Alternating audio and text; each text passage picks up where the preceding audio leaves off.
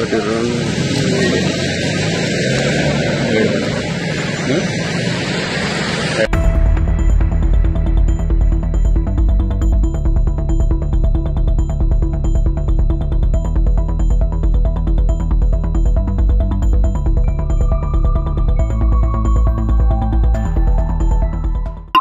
ఏమో అంటుందండి మాకు ఫార్మా కంపెనీ కావాలి అంటాను. అంటే మేము ఇవ్వలేము.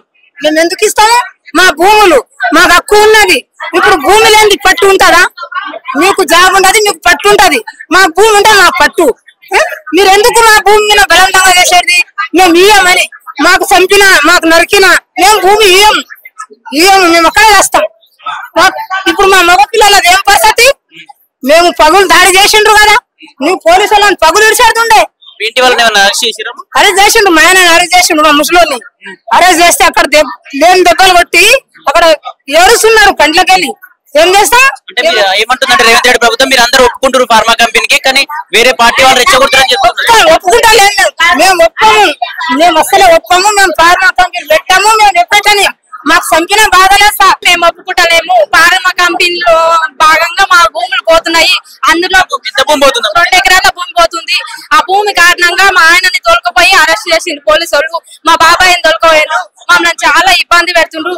రాత్రి 1:30కు వచ్చి పోలీసు వాళ్ళు 5 మంది వచ్చి వాళ్ళని తీసుకొని జీప్ లో ఎక్కించుకొని పోయిండ్రు. మా కంపెనీ మాత్రం వద్దు, మా భూములు మాకు కావాలి, మా వారిని ఇడిచి పెట్టాలి. మాకు ఏ పార్టీతో సంబంధం లేదు. మీ రాజకీయ నాయకులు మీ రాజకీయాన్ని ఏలుకోండి. మా భూములు మాకు కావాలి. మేము వ్యవసాయం చేసుకునే బతుకుతాము. మేము సన్నకారు రైతులము. మమ్మల్ని ఇబ్బంది పెట్టకండి. మేము కష్టపడి బతికేవారిమి. మీ రాజకీయాలతో మాకు సంబంధం లేదు. ఏమంటున్నారంటే అక్కడ ఉన్న మగవారికి అందరికి మందు తాగిపించి కావాలనే చేపించి రాళ్ళదాడి. మందు తాగిపించాల్సిన అవసరం మాకేం లేదు. మా దగ్గర ఏమి డబ్బులు ఉండవు. మేము పొద్దున్న స్నానం చేసుకుంటే సాయంత్రం పూట గడుస్తుంది.